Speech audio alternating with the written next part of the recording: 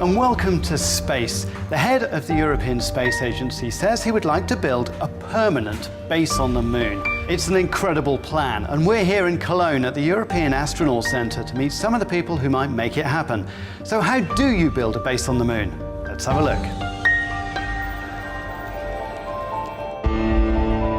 This is the target, the place where half a century ago Russians first landed and Americans first walked. Today, the moon is the focus of fresh ambition from the Director General of the European Space Agency, Jan Werner. My intention is to build up a permanent base station on the moon,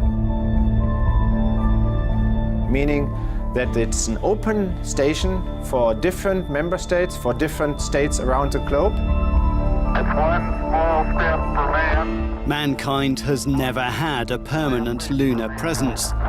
But the Apollo era showed that with the right commitment, giant leaps are possible. We did this in the 60s within a decade, and today we're, in terms of development, technology development, we're much, much further ahead. Of course we can do it again. The idea is that the moon base would follow the International Space Station as a global project. So it will be the Americans, it will be the Russians, it will be the Chinese, it will be the Indians, the Japanese, and even more countries with smaller contributions.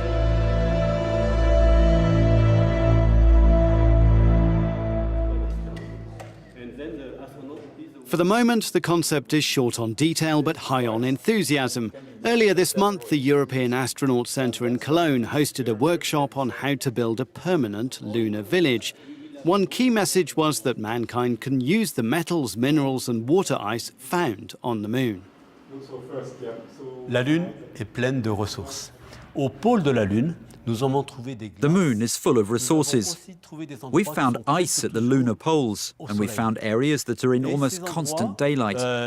And these places can offer us resources that we can use for construction and to support the lives of the astronauts on this moon base. La vie des astronautes dans cette base lunaire. Principal threats to any moon base are solar and cosmic radiation, micrometeorites and extreme temperatures. To counter those threats, Irishman Aidan Cowley is working on using the lunar soil itself to build protective domes. One of the ideas we had is, could you potentially use this material to 3D print a habitat structure or a building element on the moon? And we think you can. Our concept is that a rover would land on the surface of the moon, would inflate this inflatable dome or this bladder type system, and then around that the rovers then begin to construct a dome that would provide the protection for the astronauts inside the dome. So you put down a layer of dust, you sinter it, and you put down another layer of dust, you sinter it again, and you keep repeating this until you build whatever structure you're trying to build.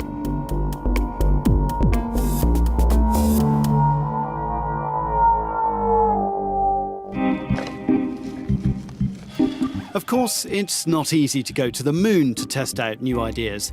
So scientists look for places with rocks and dust that are similar, like here in the Eiffel Volcanic Park near Cologne.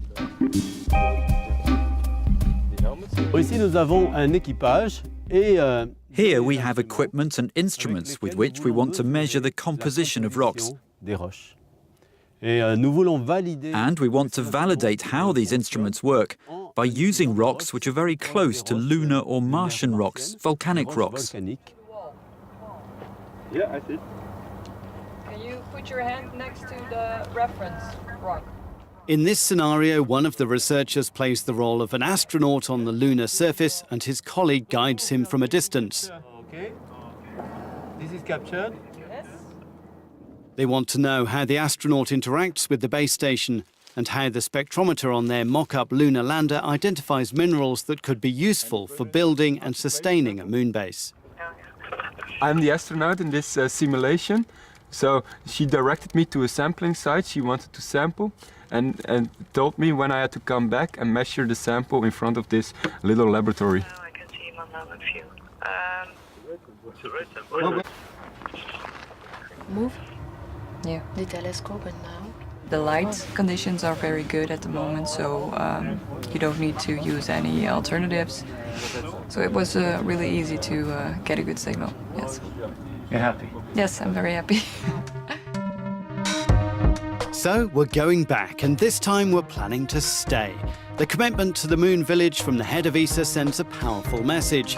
However, it could be 20 years before technology is ready to make it happen.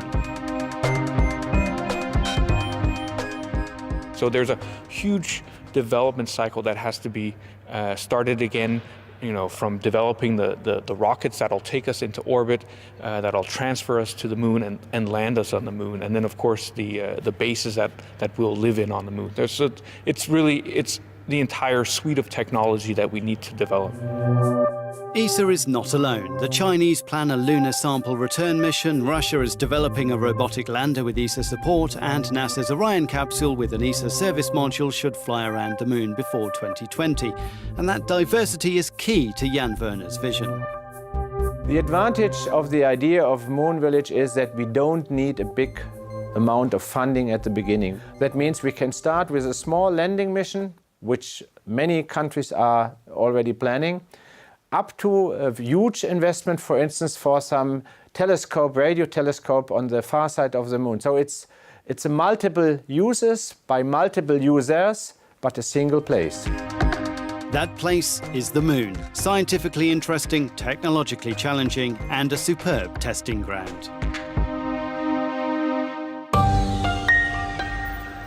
Away from the moon now and to Mars, and next month the ExoMars mission sets off towards the red planet, looking for signs of methane. One of the top scientists behind the project explains why in Destination Mars.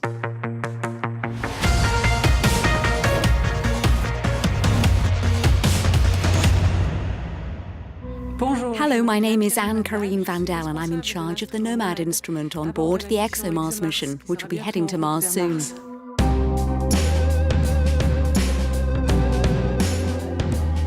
Inside the box, there are 3 spectrometers which will analyze the composition of the atmosphere of Mars, and methane in particular.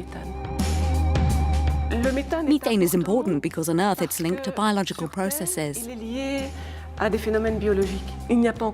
hasn't been enough tangible evidence to be able to say there is life or there was life on Mars. Different instruments on different missions have already observed methane on Mars. Curiosity, Observations from Earth, or PFS on Mars Express. But there are question marks above all of these measurements. And so ExoMars will resolve the methane problem once and for all by using instruments which are dedicated to that gas.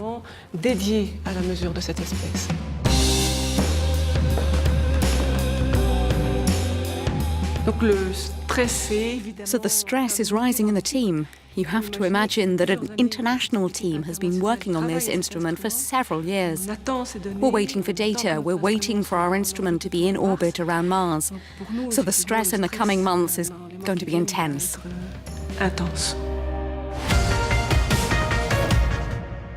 That's all for now. Next month we're behind the scenes at the launch of ExoMars in Kazakhstan. See you then.